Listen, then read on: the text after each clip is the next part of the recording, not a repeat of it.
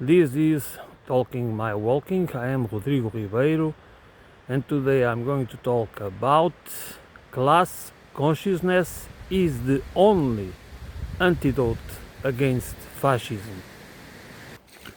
Class consciousness is a transversal awareness of that explains, that allows us to have a comprehensive understanding of how a hierarchical society based on the accumulation of wealth and control of private property works, and why we have these cycles of liberalism and fascism. Because that's exactly the result when liberal capitalism, which now we have this neoliberal globalization, global order that is failing, the financialization of the economy as just did what it did. It was disembowling the real economy and just making inequality grow, which means the middle and the lower classes have been losing the purchasing power throughout already over decades, while the very few, the oligarchs and plutocrats, have been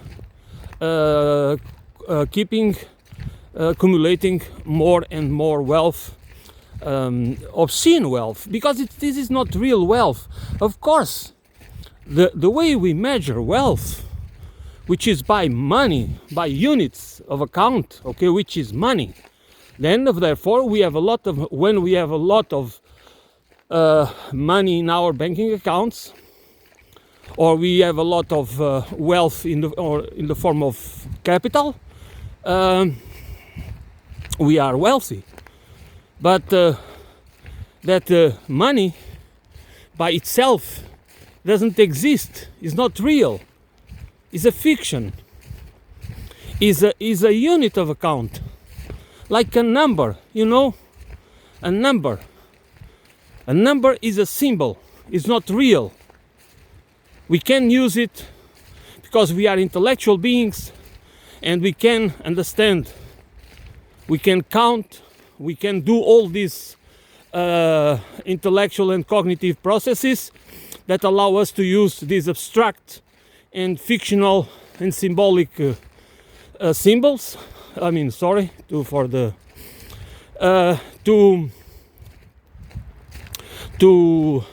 build this artificial realities that they don't exist, but they have a lot of power. The consequences of these mechanisms is the build of power of people, of certain people or groups or corporations or institutions or organizations or whatever it is over the masses. And this is the only class consciousness can really or allows us to understand how it is related to us, and how only class unity, organized class unity, internationally, not nationalistic. It has to be internationalistic, because nationalism is equals to a certain extent fascism. We can love our countries, we can want our prosperity. I mean, we can love our culture and everything else. That's fine, but we should not confuse it as a sick, toxic nationalism that is always used by fascists to control you and to use it as a weapon against others, against the groups that can be foreigners, immigrants, or the groups like the communists or the leftists or other groups like the LGBT and other groups, that in order to get your support, because they don't want to solve your problems, they want to use you. Because fascism is corporatism. Fascism is when corporations rule the state.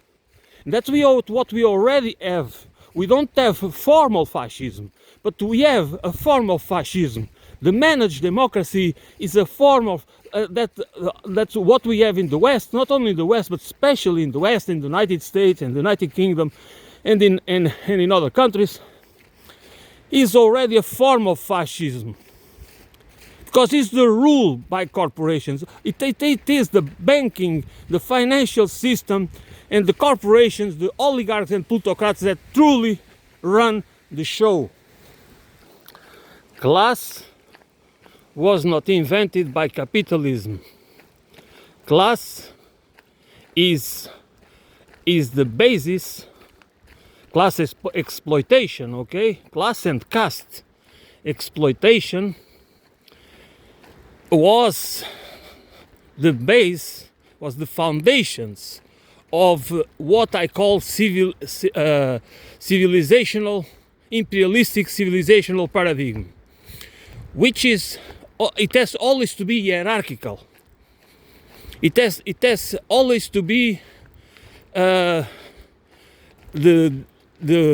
organized from the top, from a king, from an emperor, from a dictator, from a president, from whoever it is, a prime minister or whoever it is. And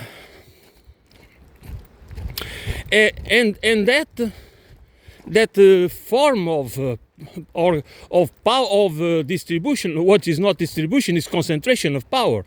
That's exactly why it is important to understand that the basis of the imperialistic civilization, which is the type of civilization that we still have everywhere. This is not something that is only a Western problem. This is a global problem. This is a universal problem, and that is why one of the reasons that the capitalists and liberals, it doesn't matter.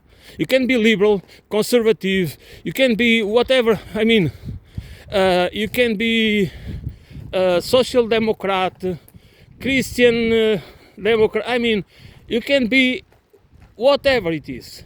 All of them, all 8 communists. Why is that?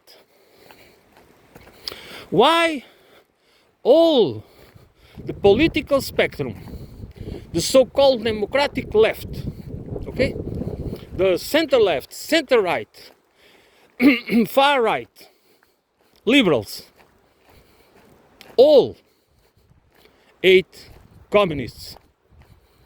Why is that? Do you think if they would have to choose, okay, if they would be there is no other alternative but to choose between fascism and communism, which many of them say is the same. If is the same, why would most of them, if not all, choose fascism? Why is that? You know why? Because fascism is exactly the last resort. No, the solution, the last solution when liberal capitalism is failing, when the inequality is growing, when insatisfaction and real grievances are making people mad. people that want to revolt, people that feel that many people, the growing numbers, become not only discontent, but really mad with the system. And that's why when they need to be managed, what you see now in the European countries, in America, in Canada, Australia, and elsewhere, is people being managed like cattle. They have to choose between, the lesser of two evils, or liberalism, or the current order, which means, like freedom and democracy and this and that, or fascism. I mean, again, I said it before, I'm going to say it again. Many parties, existing parties, far-right parties, are all of them fascistic? I don't think so. What I think is that among their ranks, there are fascists there. And sooner or later, if these people will be able to hold power, to become power, they will end up being the ones to control the system. And the sad thing about all this process is, there is this quote that is a wonderful insight, which is people go mad in crowds and just they recover their senses one by one. This is so true, which means that we can be instrumentalized and be used and abused by power, by people in power, or by people that want to conquer power, and many of them will die without becoming conscious that we have been used, because we truly believe that we have been, that it was a choice and blah blah blah blah blah. Most of us only understand capitalism, socialism, communism, fascism through stereotypes. We have a we don't care to understand, to have not only historical perspective, but to understand the relations, to have a comprehensive understanding of how, what, not only what is it, but how it works. Why one system fails, why it fails on. I mean, there is a lot of knowledge and understanding that is required for us to make choices. We can make free choices, of course. I can't say to myself, you go to a coffee shop or something. There are several cakes, and you choose the one you think it's the one you want, the one you feel like eating, okay?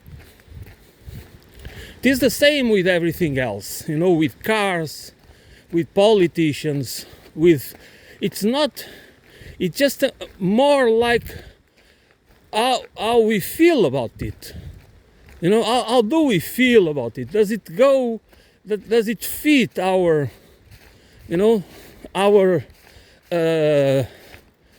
how can I say it, our conveniences, for example, or not?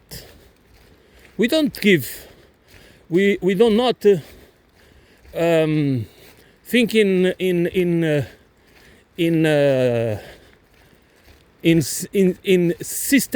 complex system basis, you know, and that's why we usually end up serving power. If we start to understand that we live in managed democracies, and by managed democracies is exactly that what is being managed is us. We are managed ideologically and culturally through the use of narratives that exploit our weaknesses, our grievances, and create illusions. You know, so many among us do understand that the similarities between, for example, Obama and Trump, this is just an example. The MAGA movement, Make America Great Again, or the Obama movement, Hope and Change, is the same shit. It is about managing. It is about perception management, to manufacture consent, but also to tribalize, also to weaponize people, to instrumentalize people against their own interests. And this is true. I mean, people might have this liberal, many people see or perceive Obama as a liberal, liberal progressive, okay? Someone that defends the freedoms, civic freedoms, and all these beautiful cultural that so many people in the progressive liberal side of the political spectrum love and take as a liberation, a cultural liberation. It's as cultural liberation, well, as if cultural liberation without economic liberation and democratic liberation can exist. And they perceive, these same people perceive Trump as a fascist, which is not far from the truth. The man is just, I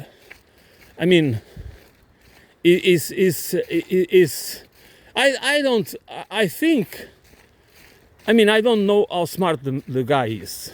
It is difficult to you are not close to, it's not easy just to make that, to draw this kind of, to be assertive in this kind of judgment.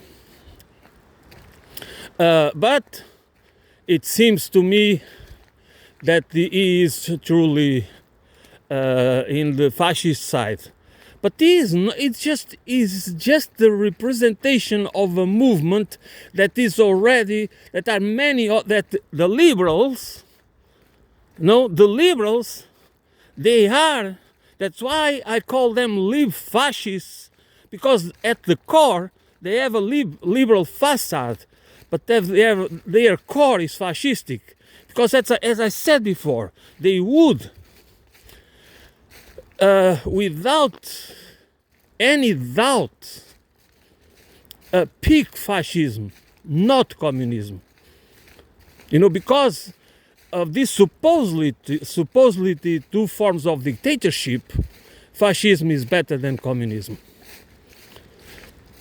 But if you study, even without all the flaws and errors and even crimes, if you go and really study the Soviet Union and what it did for the common citizenry, if you think that was a feudal a feudal state. Russia was a feudal state. It was a lot that was done. Of course, it is. If you do not understand that was a nation or a federation of nations, a union of republics, it was standing basically alone, because there was the split between the Soviet Union and China.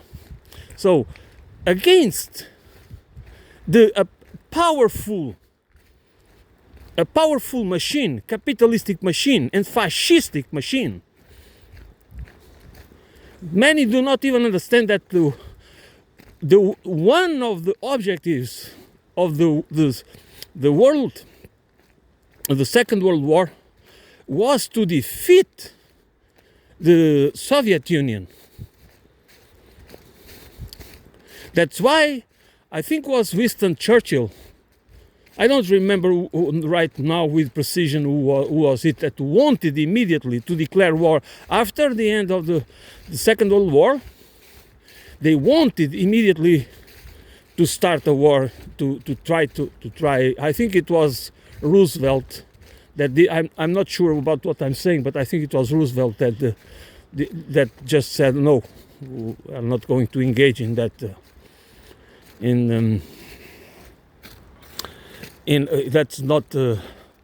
That's madness.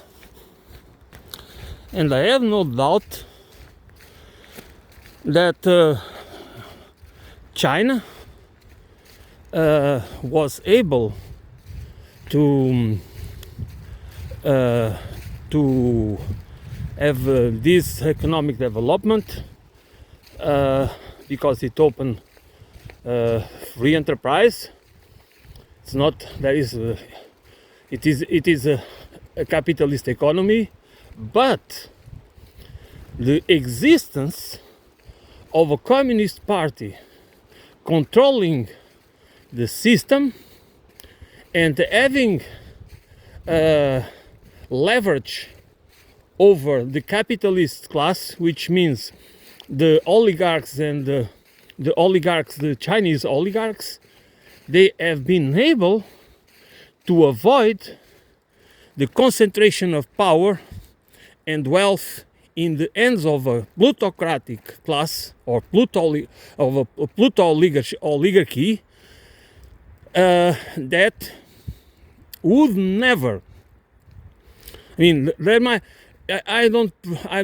do not know. I mean, I agree that are many things that I don't like about what's going on in China, and I think it's just this kind of this hyper development. I don't like it. I think it should not be the way. We should go other way. But what can we do? The thing is, it is the very existence of the communist regime that allows the distribution of wealth and to be more democratic, okay, and the concentration of power also under control.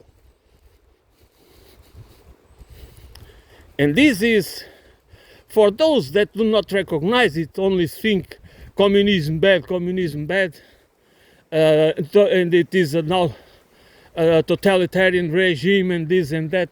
They do not understand they do live in a totalitarian regime. It's just, you just have to read the book Inverted Totalitarianism by Sheldon Wallen, to understand that we live, there is only the facade, that's this democratic. The institutions are not democratic. Why? Because Demos and Krasia is power of the people, okay? And demos is the common, represents the common people, not the aristocracy, not the oligarchy. It's the common citizenry. So, do you believe, you and me, as citizens of the Western countries, or could be Japan, or South Korea, or any other, that we live in real democracies or managed democracies? And do we believe that our regimes are going to become in the near future more democratic or fascistic? What do you think? If we want to be honest, intellectually honest, we should compare totalitarian China with democratic India, where they really, no wonder Marandi, I mean, I cannot spell the name of the man, the far right prime minister, they want to have an Hindu state. They really persecute the minorities, and especially the Islamic, the ones that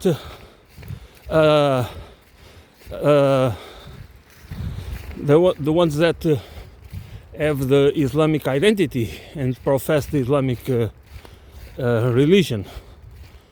So this is easy to, it is very easy to understand how democratic is India, you know. I mean, because these cycles, if you have a cycle where a liberal party usually can be, for example, social democratic with a little better better policies, social policies, or labor policies, or environmental policies, or something like that, it's fine.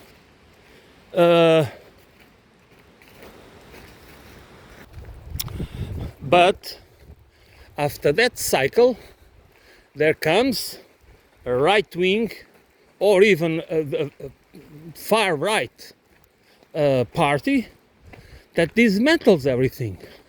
And none of those groups, political groups that are supposed to be opposition, this is just managed opposition. That's why it's managed democracy, because they defend the same corporate interests.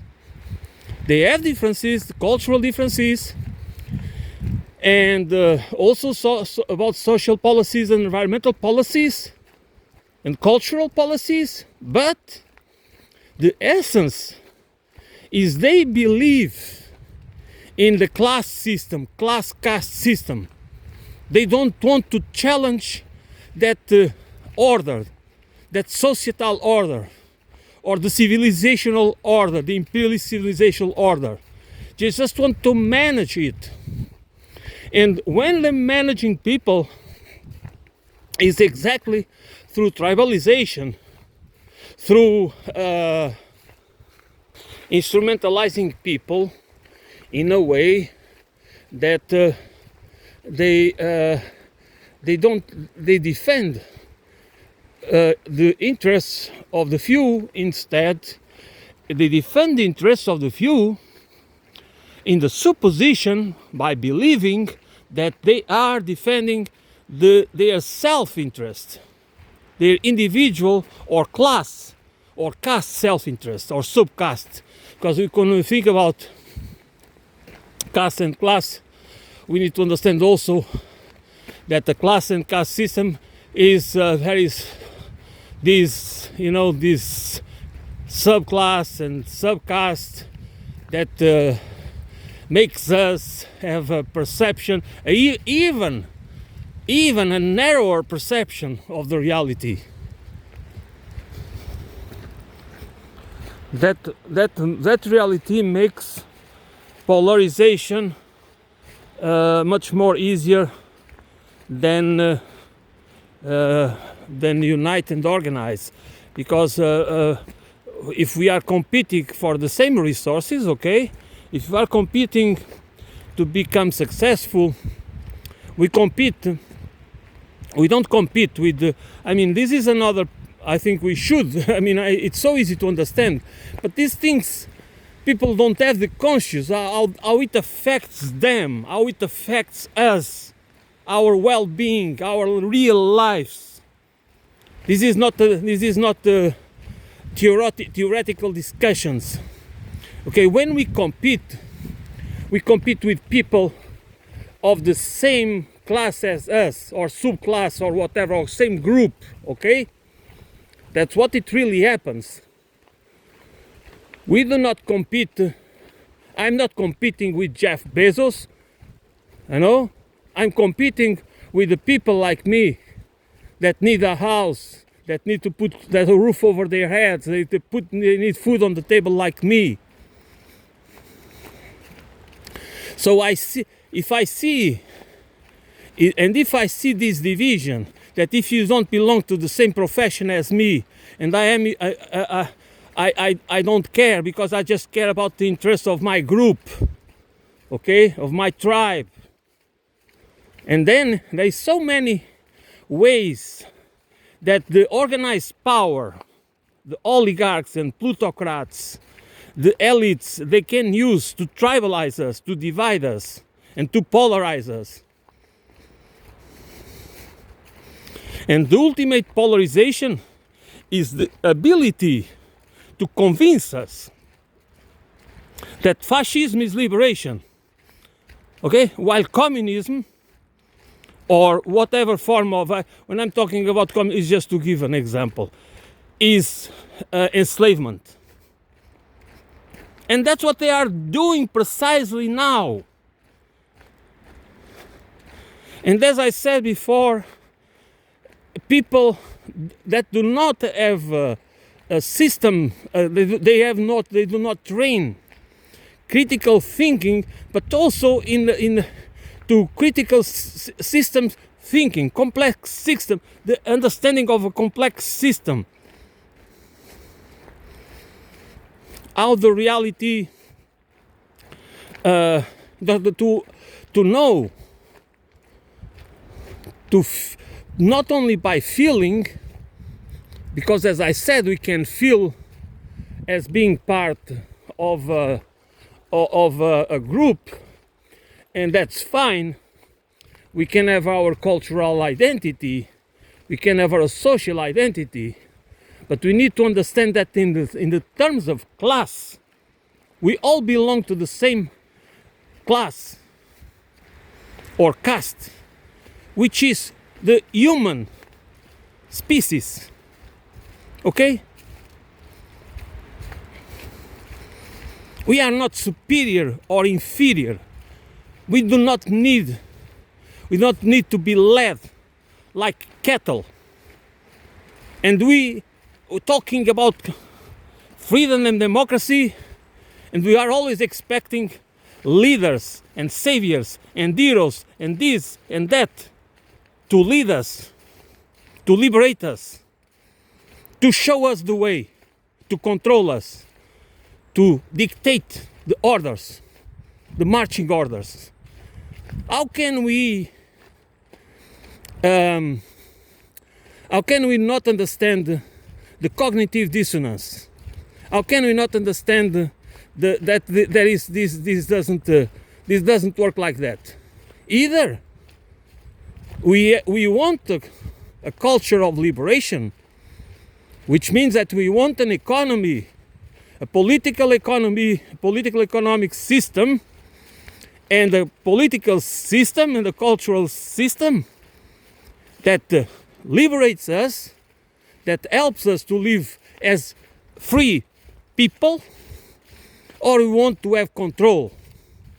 And I'm not talking, you might think that this kind of talk comes from a person or an individual that that wants anarchy. No, I'm not anarchist. Not because I have nothing against anarchy. I just think anarchism doesn't work as a system for such complex societies. We need organized. We need to have a. I mean, the societal complex systems that we have, and this global order that we have, it is required a very organized, but it needs to be organized along with cooperation. Not because we cannot be competitive or competition is not part of life, but we need to have a balance.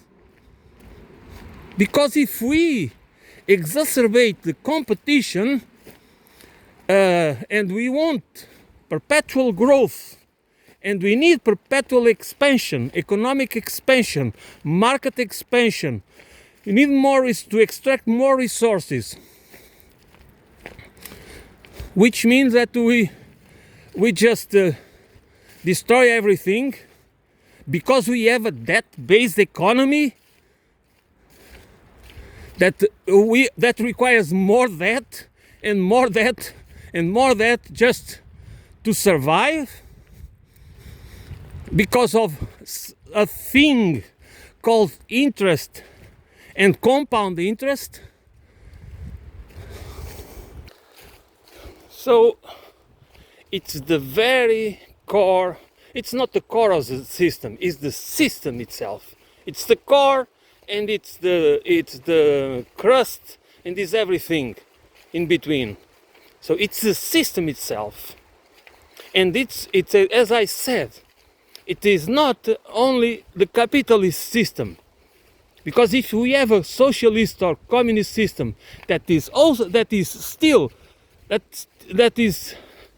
for some reason, I mean, communism is a classless system, okay? But like in China, do they have a classless system? No.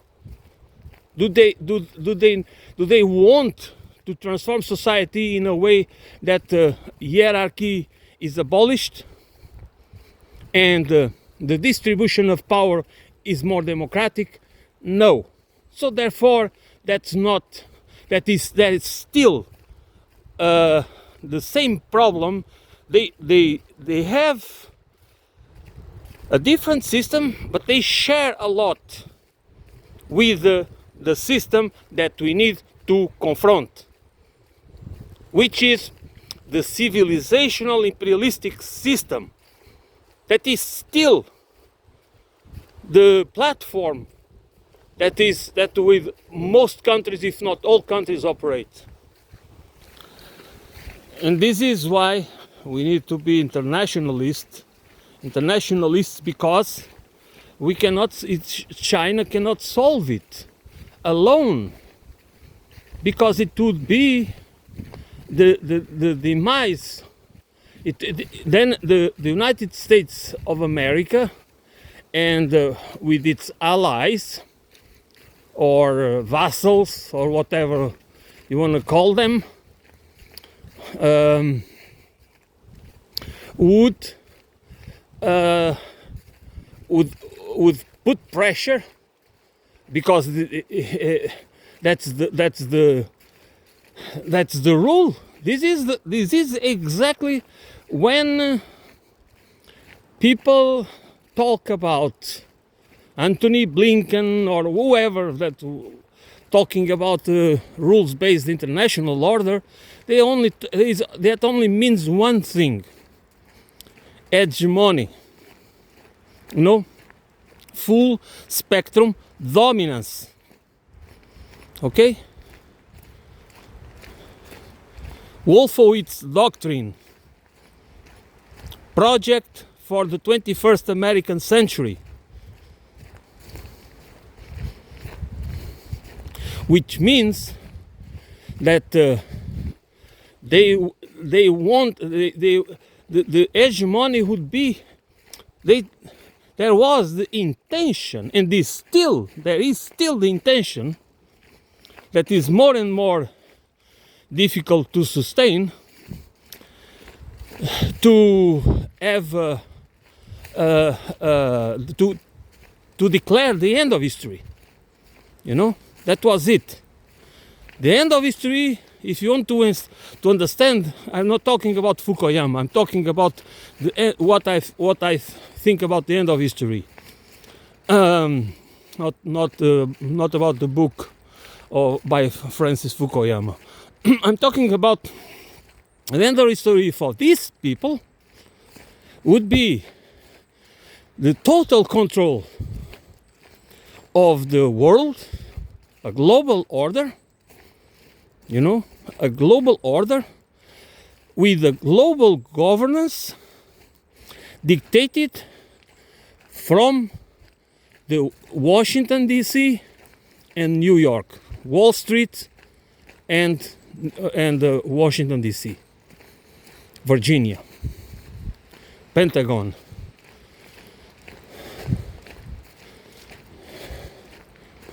Okay, this would be where the global governance was be dictated.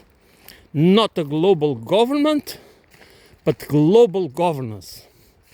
Financial, economic, cultural, and political, and military, of course. And there would be the web of countries, because it is a web. When you think about the European community, NATO, and other countries that are all aligned with the West, it is a web and there is the spider. Okay, the spider is the United States of America. It's not exactly the United States of America. Is an elite, transnational elite, that needs the United States of America as the physical place, as the headquarters for the existence of this very web of power. It's from where the web spreads. Okay? This is how we need to understand it, and these people really had the idea to declare the end of history. And of course, the end of history would mean that the rest of the world would be controlled. They would still exist. Countries, independent countries would exist, but under the thumb of this imperialistic order. And Pax Americana, maybe forever. That was the project. This was the idea of what we call the neoconservatives, that they really wanted to. They still operate.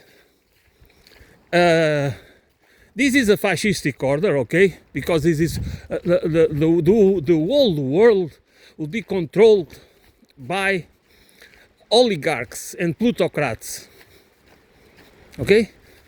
This is fascism. This is not communism.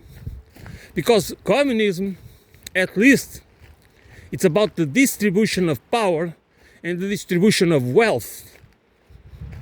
Okay? Even if you think about communism as a dictatorship or as a totalitarian system, at least it has in mind to distribute the wealth and to distribute to be a classless system.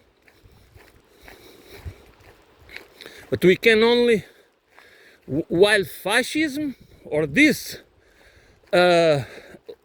managed democracies that we have now, they are not formal fascism, but they are fascistic in the way their modus operandi is fascistic modus operandi. And if we do not understand it like that, we are going to be led into real fascism. Because the kind of nationalism these people sell you is nationalism not to liberate you, not that you are going to become, to have a better life for most of us, maybe some of us. It always happens like that. Okay? There will be always groups or subclasses that will profit. Okay? But the structure, but there will not be any structural change. The powers that be, the oligarchs and plutocrats, will not be under fascism. They are not, they are protected. They are the system.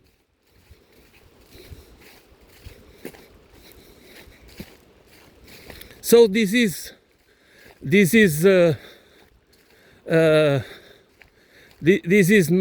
impossible to believe that fascism, that nationalism, especially the nationalism, these far right parties, they try to sell us, these values, and then is the tradition, it's this. They try to use the woke culture and the immigrants and other societal problems and economic problems to paint them, to use these groups as scapegoats. It is scapegoating.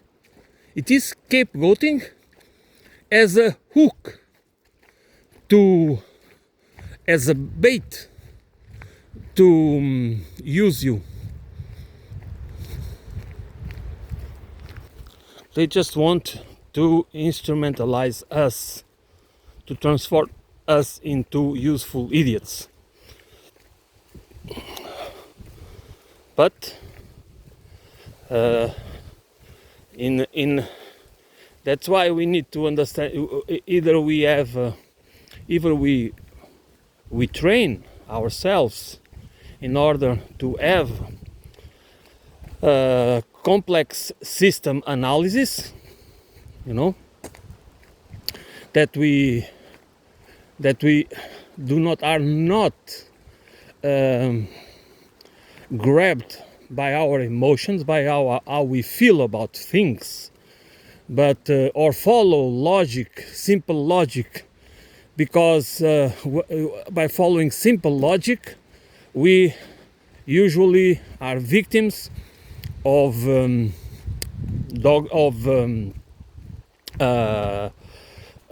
logical fallacies to start with. The use of logical fallacies for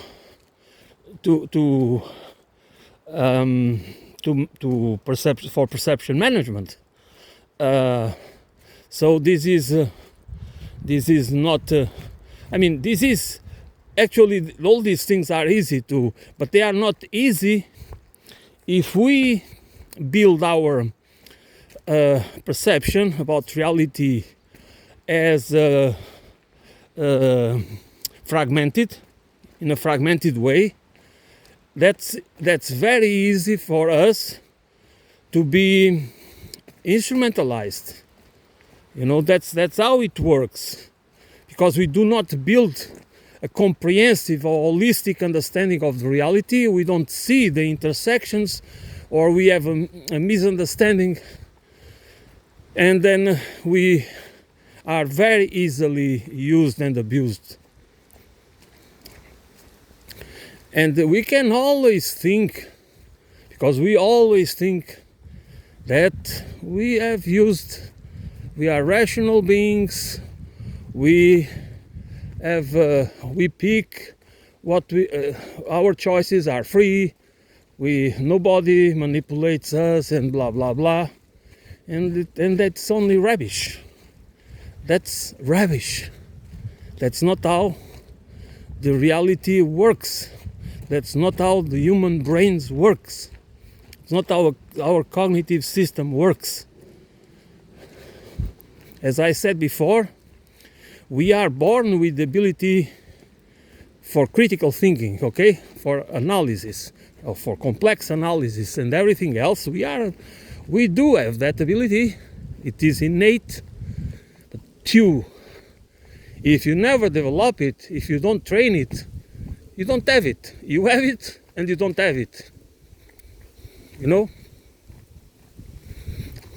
That's how it works. It doesn't matter that we have the innate capabilities. We need to train them because we live in societies that are complex systems, cultural. We understand the world through narratives, metaphors, and there is a power dynamics, the power structure. All these structural, all these this complex system that we call society is not explained. It's not only about explanation. Is justified through these narratives, through these cultural ideological narratives. Okay? In order that we perceive them as just, as the way the world works. That's exactly the opposite, that we are supposed to adapt in order to survive and eventually thrive. We are not supposed to challenge. We are not supposed to be critical thinkers.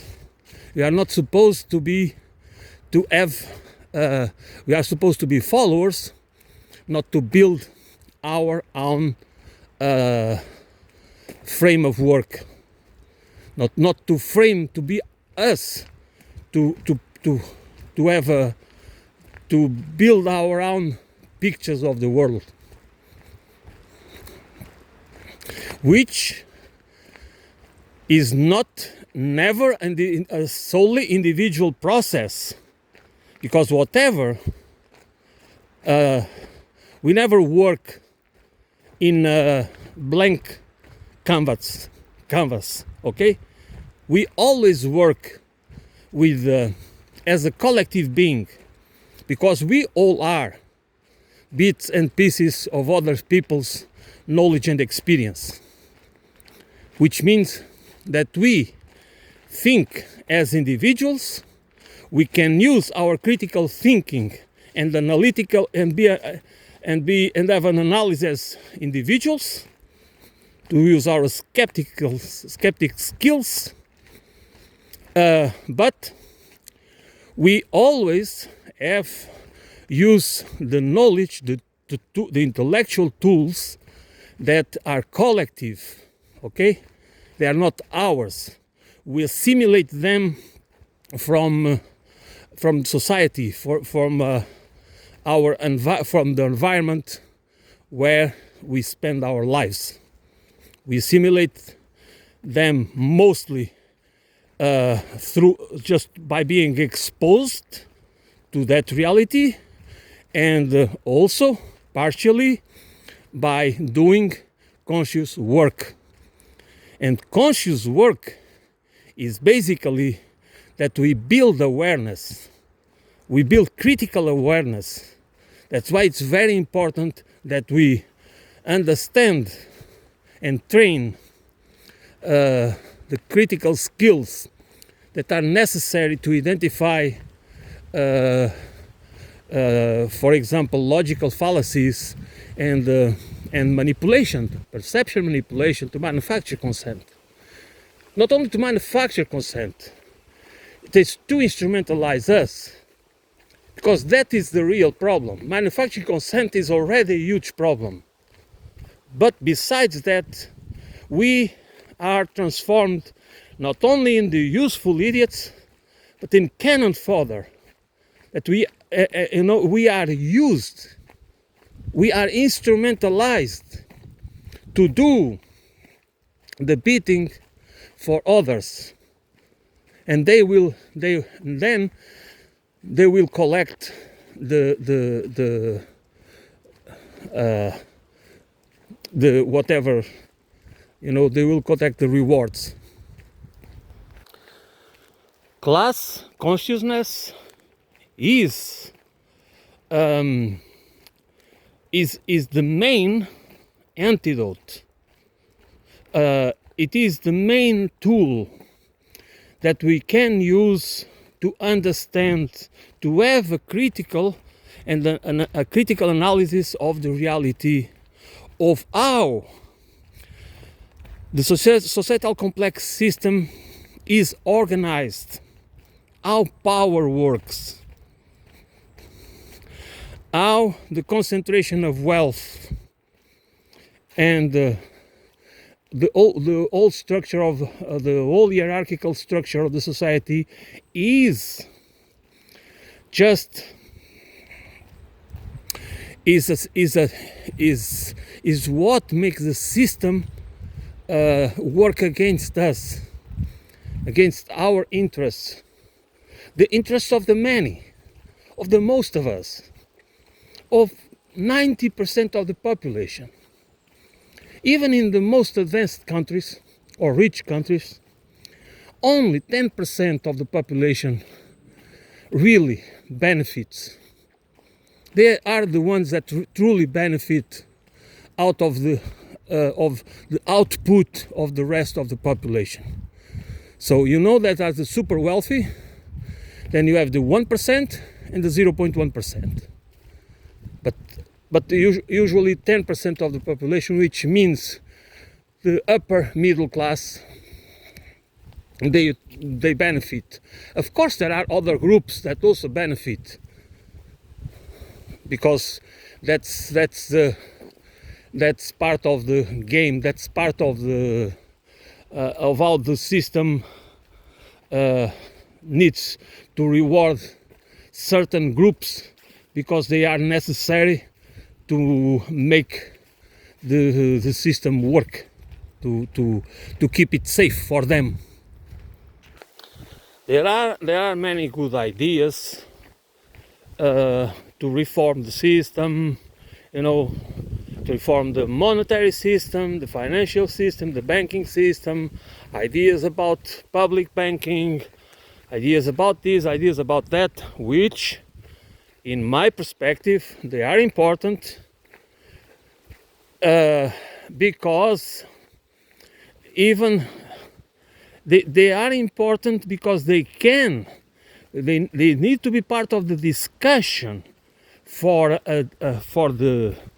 what I call political, social and ecological political economy and ecological holistic civilization that needs to be it needs to be global, or at least it needs to involve more than one country, and there has to be powerful countries, not only very small countries, which means that it needs to be internationalist, and it needs to be based on grassroots organizations to unite people, not to polarize, not to tribalize. But that's why it is critical to unite people along class consciousness. This needs to be acts of resistance. It needs to be how we that we understand it holistically. That's how it works, and all ideas can be useful and need to be discussed, but nobody has the monopoly of the truth. So we should, if there are people with skills and experts in whatever subject, they themselves, they have the knowledge, but they should not be perceived as authorities, because it should not be about people, but it has to be about ideas. It has to be about what is good for all of us. It's not about transforming people into idols. This is why the powers that be, they have all the tools, they have all the money, they use them. It is billions they create out of nothing it is, and this is a class issue, because when you have, just think like that, when you have a class, just try to understand it, please. When we have a class that can create money out of nothing and use that money to fund all, it is from public relations, the public relations military complex, to the non-profit military complex as well, and all these institutions and organizations that they work at the national and international level, at the global level, against us, because everywhere they are used against the people or the organizations or the political parties that gain some class consciousness, class awakening, and they want the politicians, the governments want to use the natural resources, the raw materials, to develop the economy for the well-being of the society, for the collective well-being. And this global elite, especially Western global elite, the oligarchs and plutocrats, but not only, okay, because this is a world web of connections. They want to destroy it. They use all the means, and they have all the means to destroy it. And they use it. It's like rust never sleeps. Okay. They operate like rust. That's what they do. To destroy any possible awakening. That's what they are afraid of. That's why they invest so much money to destroy everything that helps to rise class consciousness, because they know it is the antidote against fascism. And this is why it's so important to understand class, to train ourselves to see the reality through a class lens, because that is truly important. It is crucial and it is it needs to be part of any political, social, or cultural movement, grassroots movement that wants to that wants to prepare themselves for real change, systemic change. Okay, it has to be internationalist, and again, being internationalist doesn't mean that you do not love your country, your cultural roots, your whatever it is about your country that you think is special. Special because it has the reference for you. It has that's where you built your identity. But it's not exceptional. It's not an exception. It has not been chosen. There is no such thing. I mean, this is a horrible principle to think that we are the chosen ones. It is obscene to think like that. So that's why nationalism is against class consciousness, because it doesn't want us to perceive the others as like us, that share the same problems, that are exploited by the same groups, okay, that are controlled by the same groups, the same policies, the same narratives, the same instruments, cultural instruments, and political and economic. Okay? And either we, so it's impossible, and that's why we have been for decades now using progressive lens, cultural wokeism, and basically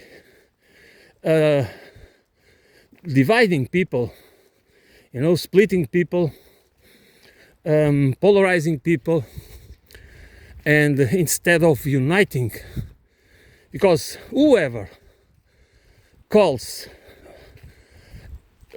themselves progressive and do not put class consciousness at the center as fundamental, as crucial for any political, cultural, economic movement, organization, or political party that wants real change, that wants to challenge the existing system, is mistaken or is intentionally lying to you, or is part of the problem, not part of the solution. So that's why only the people on the extreme left or radical, I don't like, I prefer to call them radicals, because they are true radicals. They want to go to the roots of the problems. I don't know if we can call them left. I mean, I just don't even care about that anymore. But they are only the ones that truly dare to call, to talk about the truth. And the main pillar of the existing system, which is not capitalism. I'm not talking about capitalism. It's capitalism, of course, but it's the civilizational paradigm, this imperialistic civilizational paradigm that this has the foundations on its class and caste system-based systems that we need to dismantle. They are older than capitalism itself. That's why I don't want to. I would like that people can see beyond capitalism and the class analysis or caste analysis is the only one that can and enables us to understand the roots of the problems, of the civilizational problems. We don't have a clash of civilizations. We have a civilizational imperialistic paradigm that is dominant across the board. It is universal, and that's why we only internationalists, organized class roots, can with a deep understanding of or a deep understanding of class and caste could eventually build a movement, a worldwide movement for a civilization, for an ecological, holistic civilization with a social and ecological political economy. So I'm going to end here for today. Thanks for listening. I will be back soon.